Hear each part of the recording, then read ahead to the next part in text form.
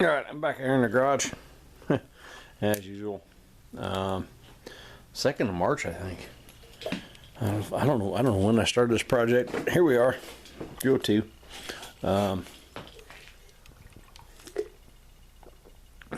Beer.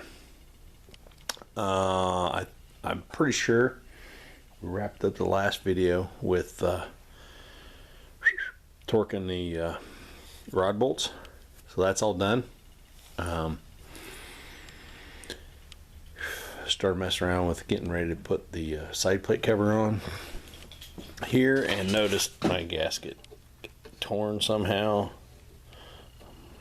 Kind of aggravating. However, I'm planning to kind of paint that thing onto the crankcase and the side cover with a little bit of ultra gray. I thought I had some. I had ultra copper. I don't think that's what I really want to use on this gasket. Oh, excuse me. But I did get a large quantity of bolts with lock washers cleaned and primed tonight, and then I also found this pile. And I'm not really sure what they're for exactly, but anyhow, we're gonna probably tomorrow night, maybe Friday night, we'll get some ultra gray.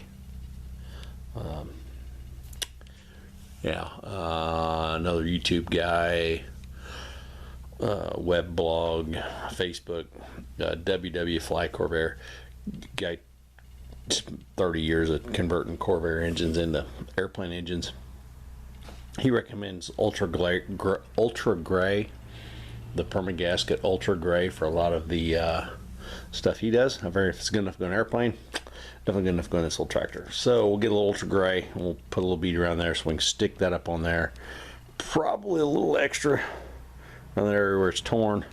We'll get that up there, side plate on, and then we'll once that's on, then the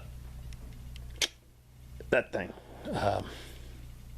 table saw can come out, move all the stuff down here, get the cart with the sandblaster out of the way, and get everything out of the way if it's warm enough, and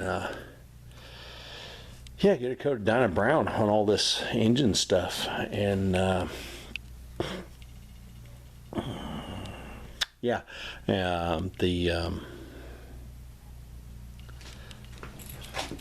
this thing here that goes on top of the heads, I don't know what you would call it, the one I'm going to use, it's in the house actually warming up, so I can get coat of paint on it.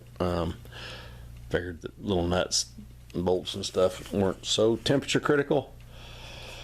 Haven't decided if I'm going to try to get water pump, fan, power steering. I'm not sure if I want to put that stuff on before or after I slide the front end back on.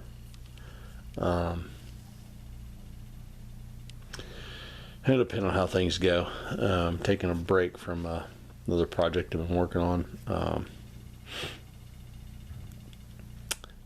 because it might be easier to get all that stuff put back on the front of the engine without all that in the way. But anyway, that's where we're at. I don't know if I mentioned this or not, but I did score at an auction a new Stanley MM-4 muffler, which is the correct Stanley muffler for this thing.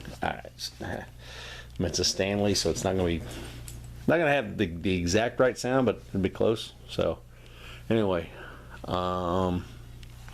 yeah, so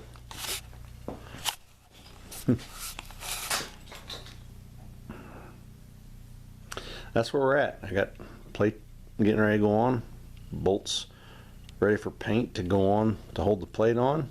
Got a block that I don't know what to do with. I got a starter that needs cleaning up because it's really greasy. Lots of parts, but hopefully starting to warm up here in Indiana. We're getting, mid 50s, lower 60s on a consistent basis. So hopefully, fingers crossed, I can get get some of that this weekend. It's not looking like I'm going to, but if I can, yeah, maybe we can get the engine closed up and get stuff, because yeah.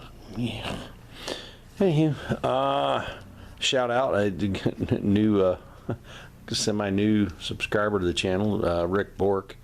You guys that watch my stuff, you should, if you're not offended by foul language and a guy that drinks more beer than I do, go over and check out Rick Bork.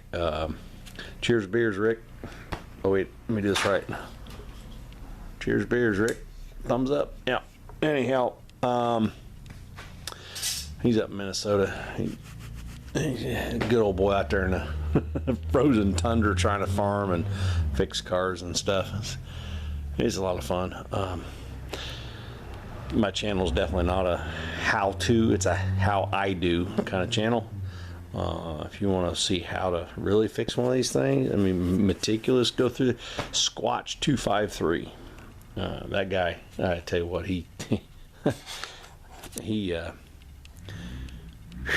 man, he's a perfectionist. I could never do it to the level he does, and I'm glad he does, because the things he's working on deserve that. He's got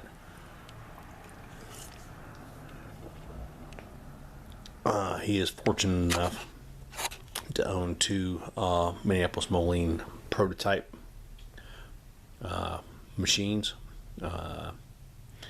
X253 and X231, I think are the numbers on them.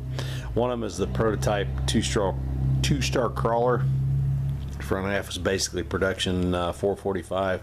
Back half is all experimental pre-production, setting on D2 Caterpillar running gear, track stuff. And he's got X231, which is the prototype 445. If you guys, any of you guys that watch my stuff want to go see how the 445 was developed, man, he is walking through it step by step, comparing new to old. I think I've talked about this before, but anyway, yeah, hopefully tomorrow night, maybe we can get that hole covered.